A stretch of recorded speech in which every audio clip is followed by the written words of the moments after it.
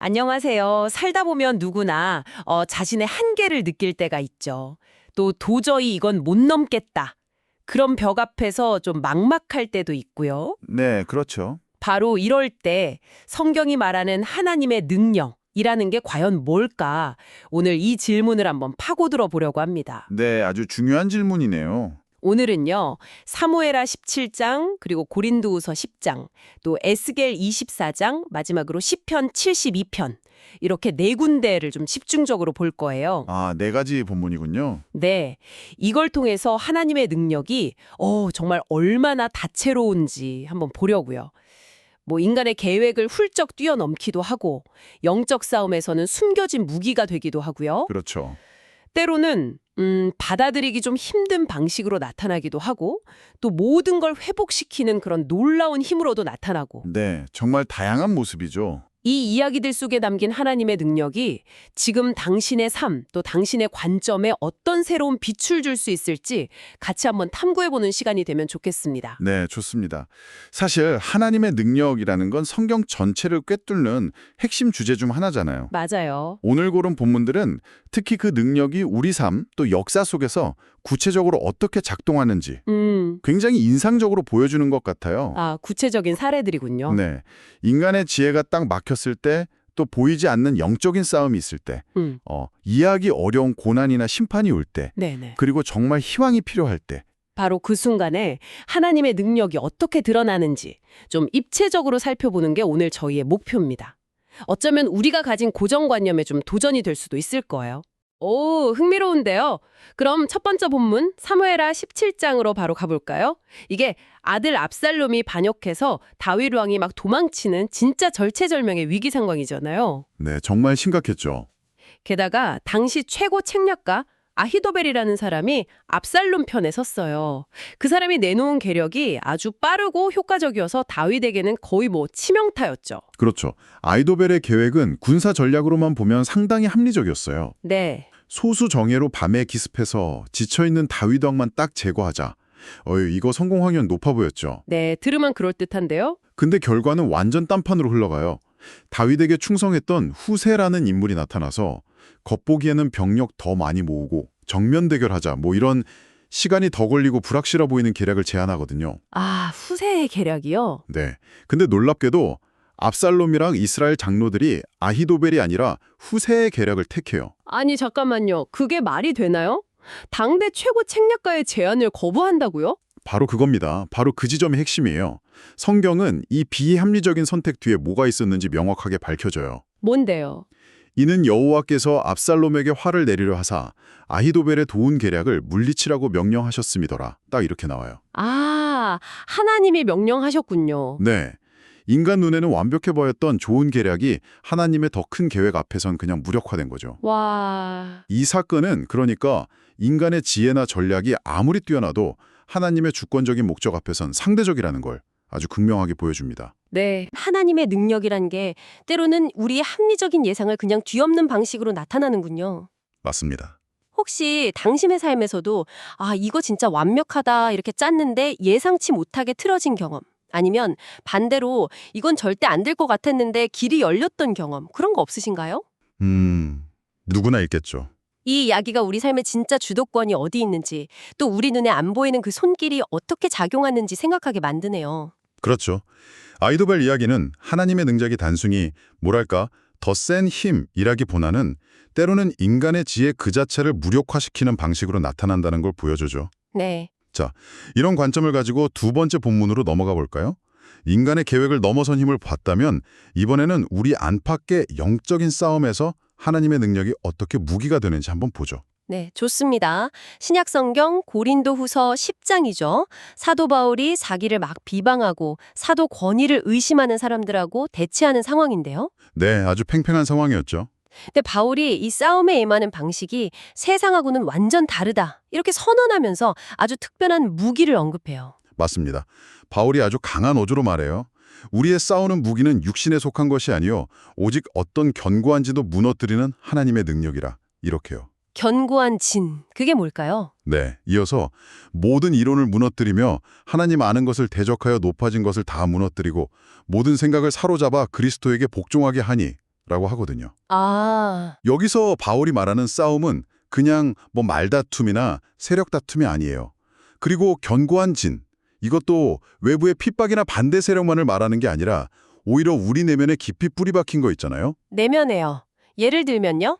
뭐 잘못된 생각, 하나님을 대적하는 교만한 이론, 세상적인 가치관, 불신앙 같은 그런 영적인 요새들을 의미하는 거예요. 아, 그렇군요. 그럼 견고한 진이라는데 눈에 보이는 적이라기보다는 우리 생각이나 마음속에 자리 잡은 그런 장애물 같은 거네요. 정확합니다. 바로 그거요. 그리고 이런 내적, 사상적 요새들은 세상적인 힘, 예를 들어 뭐 권력이나 돈, 지위, 아니면 아주 뛰어난 논리나 화려한 말솜씨로 절대 못 무너뜨린다는 게 바울의 통찰인 거죠. 오직 하나님의 능력으로만? 네, 오직 하나님의 능력만이 이 견고한 진들을 근본적으로 파괴하고 잘못된 생각들을 사로잡아서 진리 앞에 복종시킬 수 있다. 이겁니다. 아, 그러니까 여기서 말하는 하나님의 능력은 우리의 생각, 가치관, 세계관을 변화시키는 아주 강력한 영적인 힘을 의미하는 거죠. 와, 이건 정말 우리 일상에서의 싸움과 깊이 연결되는데요. 저를 계속 괴롭히는 어떤 부정적인 생각 패턴이나 혹은 사회가 막 주입하는 성공지향적인 가치관 같은 것들? 네, 그렇죠. 어쩌면 그런 것들이 제가 무너뜨려야 할 견고한 진일 수도 있겠네요.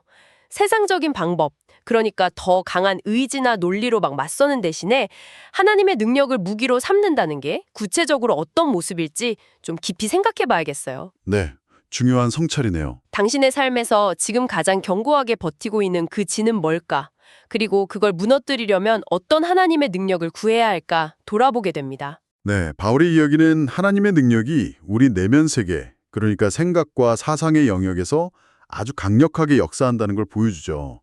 자, 이제 우리는 하나님의 능력이 인간의 계획을 넘어서고 사무엘하, 또 내면의 영적 싸움에서 무기가 되는 것, 고린도후서를 봤습니다. 네, 그런데 때로는 그 능력이 우리의 이해를 훨씬 뛰어넘어서 좀 고통스럽고 받아들이기 힘든 방식으로 나타나기도 해요. 에스겔 24장의 다소 충격적인 이야기가 바로 그 예시죠. 아, 네. 에스겔 24장은 읽으면서도 마음이 참 어려워지는 부분이죠. 하나님께서 선지자 에스겔에게 갑자기 그의 사랑하는 아내가 죽을 거라고 예고하시고 네, 그렇죠. 심지어 아내가 죽더라도 슬퍼하거나 애도하는 모습을 보이지 말라고 명령하시잖아요. 인간적으로는 이게 도저히 납득하기 힘든 명령인데요. 맞습니다. 개인적인 슬픔조차 허락되지 않은 이 상황은요, 당시 곧 닥칠 예루살렘 멸망과 이스라엘 백성에게 닥칠 하나님의 아주 준엄한 심판을 상징적으로 보여주기 위한 일종의 예언적 행동이었어요. 아, 상징적인 행동이었군요. 네, 하나님이 에스겔에게 이렇게 말씀하십니다. 인자야, 내가 네 눈에 기뻐하는 것을 한 번 쳐서 빼앗으리니 너는 슬퍼하거나 울거나 눈물을 흘리거나 하지 말며 그리고 죽은 자들을 위하여 슬퍼하지 말고 조용히 탄식하며 이렇게요. 내 눈에 기뻐하는 것. 네, 그게 에스겔에게는 그의 아내였지만 이스라엘 백성에게는 그들이 가장 소중히 여기고 의지했던 예루살렘 성전 그리고 자녀들을 의미했던 거죠. 그렇다면 에스겔의 그 개인적인 고통은 이스라엘 전체가 겪게 될 더 큰 상실과 고통을 미리 보여주는 일종의 사인이었군요. 네, 맞습니다. 그런데 하나님의 능력이 왜 이렇게까지 좀 가혹한 방식으로 드러나야 했을까요? 듣고 계신 당신 중에는 하나님의 선하심과 이런 고통스러운 명령 사이에서 좀 혼란스러울 수도 있을 것 같아요. 아주 중요한 질문입니다. 이 사건은 하나님의 능력의 또 다른 측면, 바로 그분의 절대적인 주권과 공의로운 심판을 보여주는 거예요. 주권과 심판. 네. 여기서 주권이란 건 우리의 이해나 감정, 기대를 넘어서라도 하나님의 궁극적인 뜻과 계획에 따라 자유롭게 행하실 수 있는 절대적인 권리와 자유를 의미합니다. 아, 이스라엘 백성이 계속된 우상숭배와 불순종에서 돌이키지 않으니까 하나님께서는 그들이 가장 의지했던 것을 제거하심으로써 당신의 거룩함과 공의를 드러내시고 동시에 그들의 마음을 돌이키고자 하셨던 겁니다. 네. 물론 이 심판 안에는 백성들을 향한 하나님의 깊은 안타까움과 사랑이 전제되어 있긴 하지만 그 표현 방식은 때로 우리가 이해하기 어려운 고통을 동반할 수 있는 거죠. 그렇군요. 이처럼 하나님의 능력은 때로 우리의 안녕이나 행복보다 그분의 거룩한 목적과 공의를 우선시하는 방식으로 나타날 수 있다는 점을 보여줍니다. 확실히 우리가 흔히 생각하는 하나님의 능력, 그 편안한 이미지만으로는 설명이 안 되는 좀 경외심을 불러일으키는 단호한 모습이네요. 그렇죠. 우리의 이해 범위를 넘어서는 방식으로도 그분의 뜻이 이루어진다는 것. 그리고 그 과정에서 우리가 가장 소중히 여기는 것조차 내려놓아야 할 수도 있다는 사실은 우리를 참 겸손하게 만듭니다. 하나님의 주권이라는 개념을 다시 한번 깊이 생각하게 하는군요. 네, 에스겔의 경험은 하나님의 능력이 가진 엄중하고도 어떨 땐 좀 두려운 측면을 보여주죠. 자, 이제 마지막 네 번째 본문으로 넘어가 보겠습니다. 네, 지금까지 살펴본 하나님의 능력들, 인간의 계획을 뒤엎는 힘, 영적 싸움의 무기, 주권적 심판의 능력, 관한 또 다른 아주 경이롭고 희망적인 능력을 시편 72편에서 발견할 수 있습니다. 아, 시편 72편이요? 이건 이상적인 왕의 통치를 노래하는 정말 아름다운 시잖아요. 네, 맞습니다. 이 왕은 정의로 다스리고 가난하고 억눌린 사람들을 구원하고 그 통치 아래 온 땅에 평화와 풍요가 가득하고 모든 민족이 복을 받고 와, 정말 꿈 같은 모습인데요. 그렇죠. 근데 이 모든 놀라운 일들이 과연 인간 왕의 힘만으로 가능할까요? 시편 기자는 이 능력의 근원을 어디서 찾고 있나요? 시편 기자는 이 위대한 통치와 번영을 아주 상세하게 묘사한 다음에 시의 마지막 부분에서 그 영광과 능력의 진짜 주인이 누군지를 분명하게 선포해요. 뭐라고 선포하나요? 홀로 기이한 일들을 행하시는 여호와 하나님, 곧 이스라엘의 하나님을 찬송하며 그의 영화로운 이름을 영원히 찬송할지어다. 온 땅에 그의 영광이 충만할지어다. 아멘, 아멘. 이렇게요. 아, 홀로 기이한 일들을 행하시는 하나님. 네, 즉 가난한 자가 구원받고 정의가 강같이 흐르고 온 세상에 회복되는 이 모든 놀라운 기이한 일들, 영어로는 marvelous deeds라고 하죠. 이런 일들은 인간 왕의 업적이 아니라 오직 하나님만이 홀로 행하실 수 있는 하나님의 고유한 능력이라는 고백인 거예요. 와, 홀로 기이한 일들을 행하시는 능력이라니 앞선 본문들에서 본 능력과는 또 느낌이 확 다르네요. 그렇습니다. 사무엘하에서는 인간의 계획을 폐하시는 능력이었다면 고린도 후서에서는 내면의 진을 무너뜨리는 능력이었죠. 네. 그리고 에스겔에서는 소중한 것을 취하시는 능력, 약간은 좀 어렵게 다가오는 능력이었다면 시편 72편에서는 불가능을 가능하게 하고 깨어진 것을 회복시키고 정의와 평화를 세우시는 창조적이고 구속적인 능력이 강조되는 거죠. 아, 세우시는 능력. 네, 인간의 힘으로는 도저히 이룰 수 없는 긍정적이고 경이로운 변화를 일으키시는 하나님의 능력인 것입니다. 이것은 절망적인 상황 속에서도 우리가 기적과 같은 변화를 소망할 수 있는 근거가 되는 거죠. 정말 가슴이 벅차오르는 그런 능력의 모습입니다.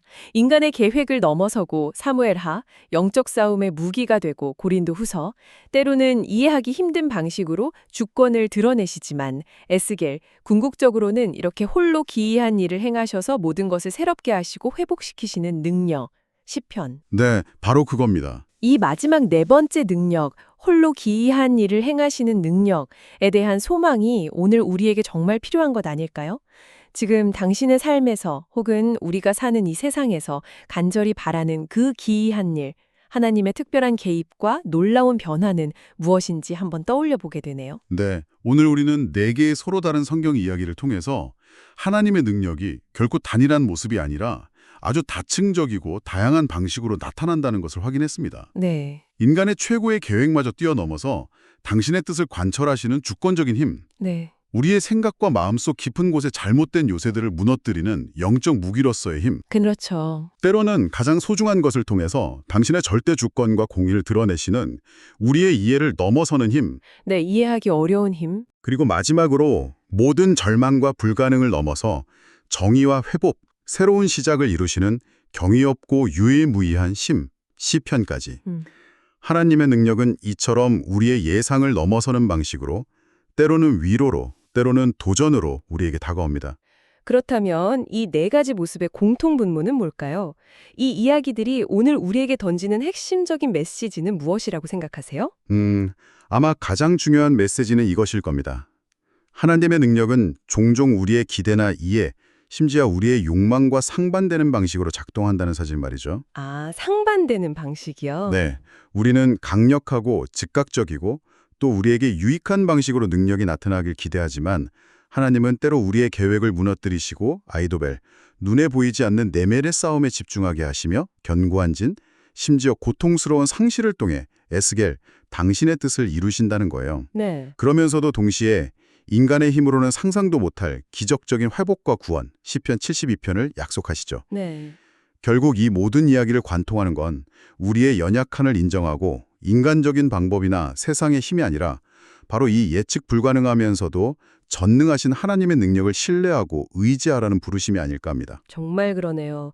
우리의 그 제한된 시각과 기대를 좀 내려놓고 하나님이 일하시는 방식, 그분의 능력이 나타나는 다양한 통로들을 더 넓게 받아들이라는 그런 도전으로 들립니다. 맞습니다. 아이도벨의 지혜가 아닌 하나님의 계획을, 육신의 무기가 아닌 영적인 능력을, 내 손에 쥔 것이 아닌 하나님의 주권을, 그리고 인간의 노력이 아닌 홀로 기이한 일을 행하시는 하나님을 바라보는 것. 이것이 오늘 우리가 붙잡아야 할 핵심인 것 같습니다. 네, 정확합니다. 우리는 하나님의 능력이라는 이 거대한 주제의 몇 가지 단면들을 함께 살펴보았습니다. 인간의 계획을 뒤엎는 그분의 주권, 보이지 않는 싸움에서의 강력한 무기, 때로는 이해할 수 없는 고통을 통해 드러나는 그분의 목적, 그리고 마침내 모든 것을 회복시키고 상상을 초월하는 일을 이루시는 경이로운 심. 네. 이처럼 다면적이고 때로는 예측 불가능한 하나님의 능력을 인식하는 것이 당신이 세상을 보고 삶의 문제들을 해석하는 방식에 어떤 변화를 가져올 수 있을까요? 어쩌면 그 능력이 우리의 기대와 다르게 나타날 때조차도 그 안에 담긴 더 깊은 뜻을 신뢰하며 나아가는 법을 배우는 것, 이것이 오늘 우리가 나눌 수 있는 마지막 성찰의 지점일지도 모르겠습니다. 당신의 삶에서 하나님의 능력을 어떻게 새롭게 발견하고 그 이해하기 어려운 능력마저 신뢰하며 동행할 수 있을지 잠시 멈추어 생각해보는 시간이 되시기를 바랍니다.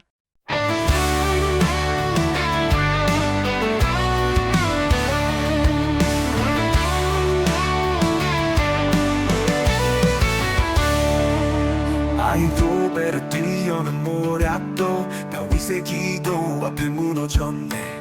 사람의 지혜, 세상이 꿰는 주님 능력 앞에 아무것도 아님을 하나님의 능력 내 삶의 무기 견고한지를 무너뜨리시네. 내 연약함 주님 능력의 통로 홀로 귀한 일들을 행하시네.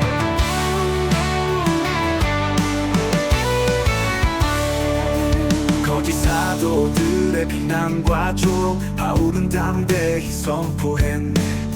육신에 속한 무기 아닌 하나님 능력으로 나를 싸우네.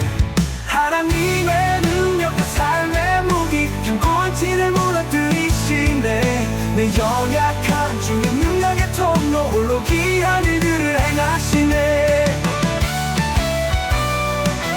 거짓 사도들의 비난과 조롱 바울은 담대히 선포했네. 육신에 속한 무기 아닌 하나님 능력으로 나는 싸우네. 하나님의 능력 내 삶의 무기 견고한 진을 무너뜨리시네. 내 연약함 주님 능력의 통로 홀로 귀한 일들을 행하시네.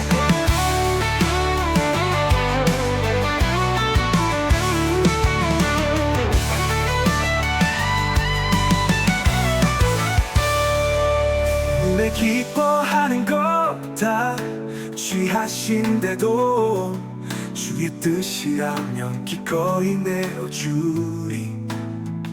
심판의 경고 속에도 담긴 나를 사랑하시는 주님의 능력. 우와! 하나님의 능력 내 삶의 무기 견고한 진을 무너뜨리시네. 내 연약함 주님 능력의 통로 홀로 귀한 일들을 행하시네. 홀로 귀한 일을 행한과 주주왕의 통치와 구원을 이루시네. 내 평생에 주의 능력만 의지하며 영원토록 주님을 찬양하리.